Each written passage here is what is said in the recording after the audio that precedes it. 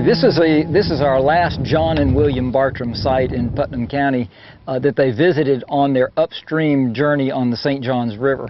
After they left this site, they left Putnam County and continued up the St. Johns River as far as Hatbill Park, which is down in Brevard County. So they made a pretty long journey after they left Putnam County. But their last stop was made here on December 29th of 1765, and they had camped at Georgetown across from Drayton Island, and they proceeded up here to the point, and they got ashore right here on Lake George Point, which is also called Orange Point, and from there they could get up on the land and they could see over Lake George out here.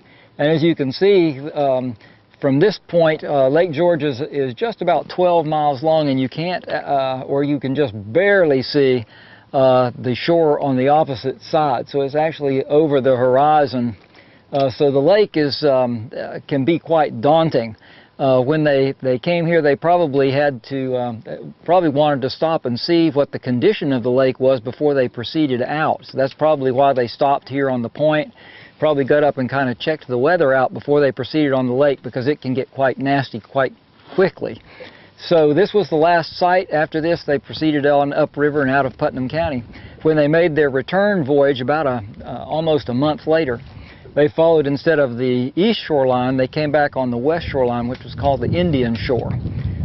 They came onto the lake and proceeded up the west shore, went up to Salt Springs and then back, and then camped on Drayton Island before continuing back towards Palatka. This lake is full of springs also. From as far as you can see down there is where the St. Johns River continues to flow. And then if you're coming along the shoreline that they came, you hit Juniper Springs, which has an inlet there. It's a beautiful area, and acres of eelgrass down there, and famous for its bass fishing and all that down there. And then next is Silver Glen Springs, where they stopped and